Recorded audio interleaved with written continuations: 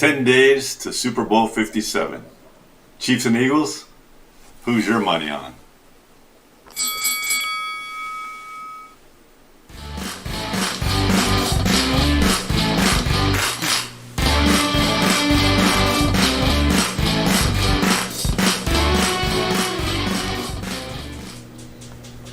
Welcome, this is the Mortgage Banking live stream. Today is February 2nd, 2023. I'm Troy at Garris. We talk politics, we talk regulation, we talk business, we talk a little bit of everything of interest to the mortgage banking population out there. Like this video, share this video, subscribe, hit the little bell, and you'll see when we post something new. If you have any questions or you want to contact me, my contact information is below in our YouTube channel. And I got my phone number there. You can text me, you can call me. I got my email there. You can shoot me an email. We'll try to get your questions on to the next round.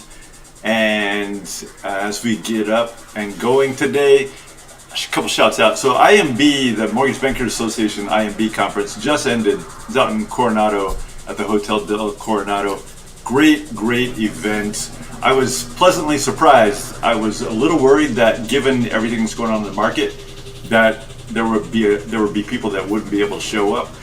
But I'll tell you, there were in excess of 500 people, more than 500 have registered, and even more than registered actually showed up in actual attendance. Now, there could be some overlap there. Not sure that everybody registered and showed up, but they had close to 600 people there, as I understand it, and it was a good turnout, good set of presentations, lots and lots of good meetings as I talked to people. They were meeting with clients, they were meeting customers, they were meeting potential clients and customers, and everything was good. Some of my favorite people were out there. Of course, the NBA team itself, so Bob Brooksmith, Justin Wiseman, the whole team was out there doing a fantastic job. Goes off without a hitch every time.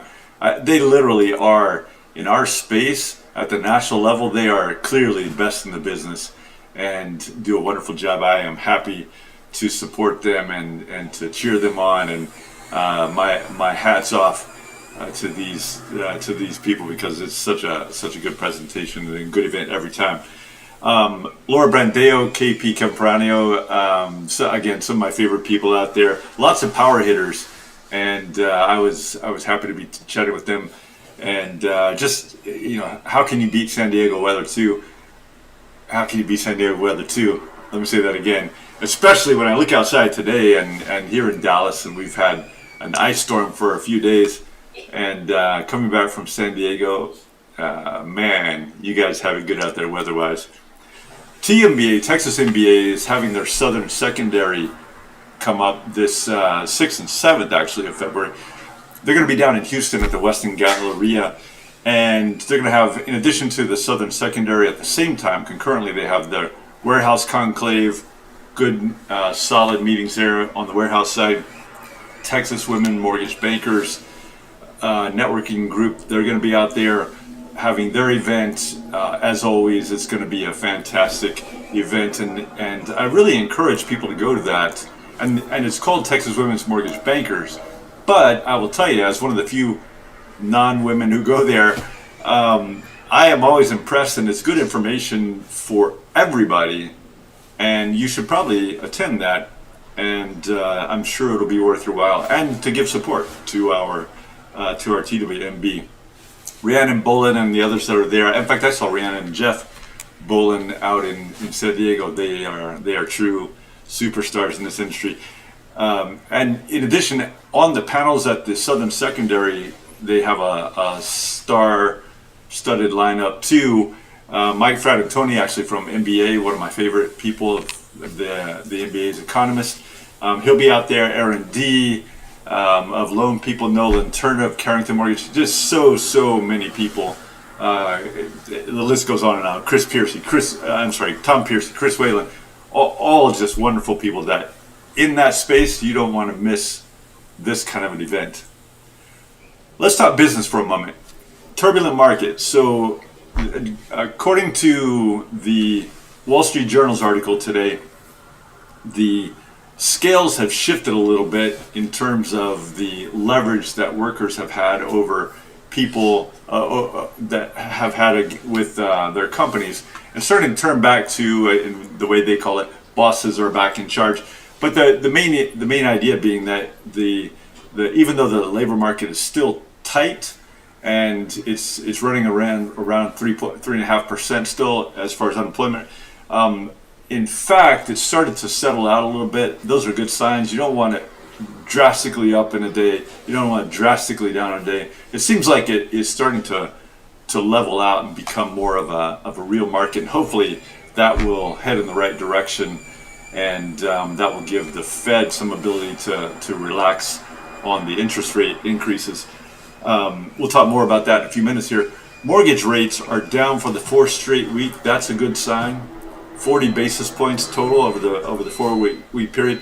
And Mike Frattantoni, same gentleman who will be out at Texas MBA in Houston, he made a statement yesterday about the Fed. The Fed indicated it was going to raise another 25 basis points, but he is forecasting, MBA is forecasting, that mortgage rates will drop slowly, probably over the course of 23, and they expect to end up somewhere in the neighborhood of around 5%. Currently, rates are hovering around 6%, and those are drastically up from, of course, where we were just a short time ago, which has spooked a lot of borrowers, spooked a lot of buyers, and really had an impact on many people in this industry. Mortgage applications are down also, 9% down week over week on an adjusted basis. But the bigger story there is that it's 41% down from the same week last year. Now, that's one of those football type of data points. So it's down 41% from this very same week last year. Now, a lot of factors go into that, right? So the fact that it's 41% this particular week, that, is that, I'll let you just think about what that means and what it doesn't mean. Nevertheless, applications are still down, and mortgage lenders are still suffering. Pending home sales, though, are up a little bit from the prior month, 2.5% in December. Now, that's the first time in about 6 months that the number of the pending home sales numbers are up. And again, I think that what that means is that the market is starting to settle out and starting to find its footing, which I hope is a good sign. And I think that if it continues, that's good news for everybody. It's good news for buyers, good news for borrowers, it's good news for the economy, it's good news for mortgage lenders. So I'm going to hope that that's going to continue on in this same direction. Now, in a particular month, could it be up or down? Yes.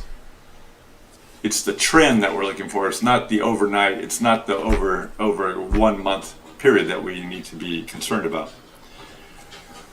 A couple of additional items, reports from the NBA, repurchase demands from the NBA's IMB conference we just got back. From the repurchase demands seem to be up. Lots of people are out there talking about repurchase demands and how that's become an issue. There's a lot. I was just on the phone this morning with a person, a friend of mine who does a lot of work in the field of pipeline theft, and he's working on a number of cases there. There's a lot of disputes and litigation going on there still, and that people were talking about that out at IMB as well. Fair lending, it's always a topic on everybody's mind these days, and so fair lending was certainly an issue out there. I was on a panel talking about RESPA and LO compensation.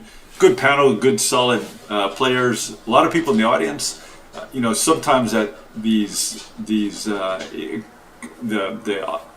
like we were just at, like IMB, and also the convention where so many people have so many meetings, a lot of people don't actually get to make it to some of the talks and some of the presentations. But we had a really good turnout actually.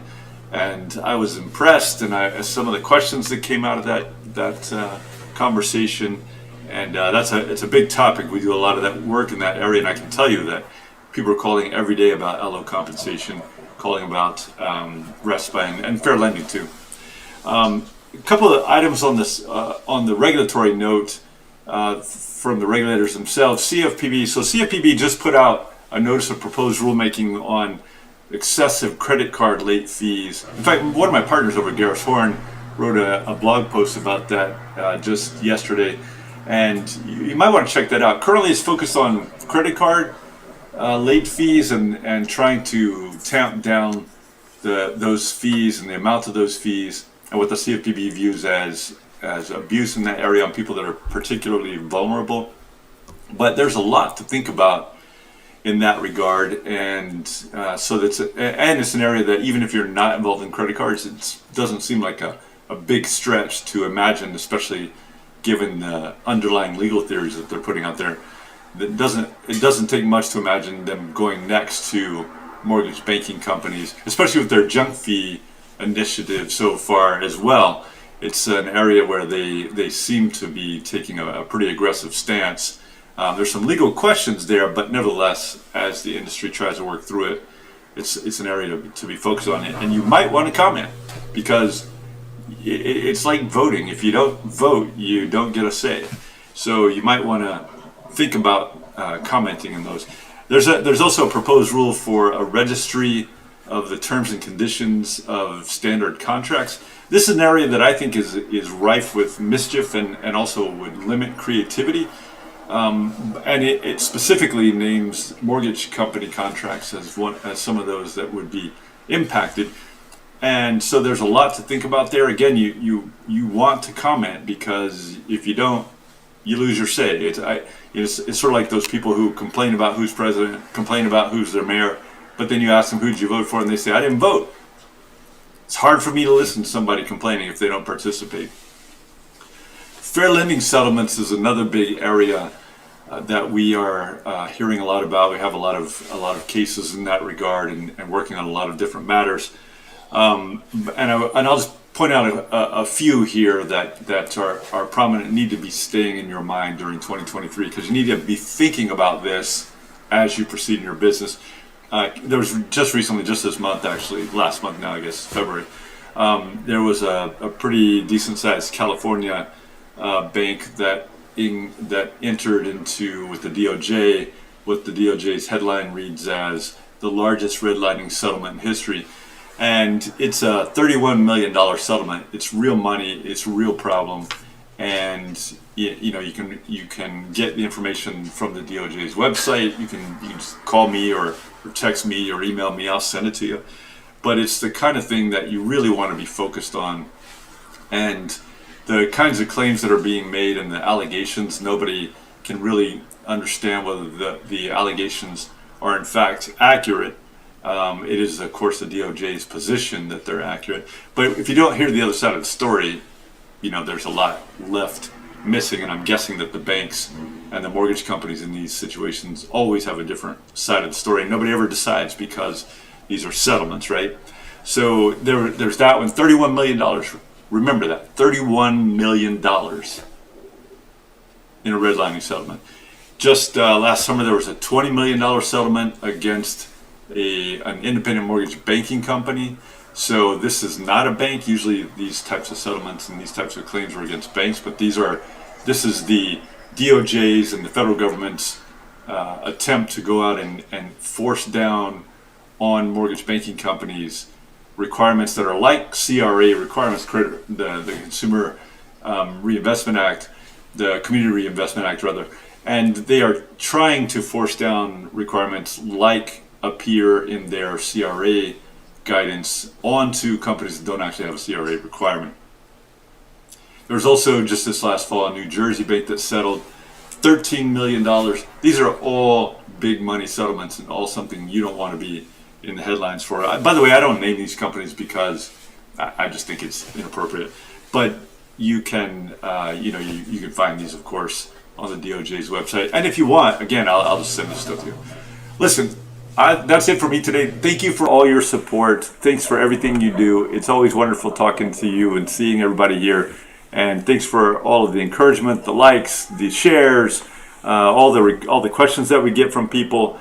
I just enjoy our conversations and our dialogue all the time.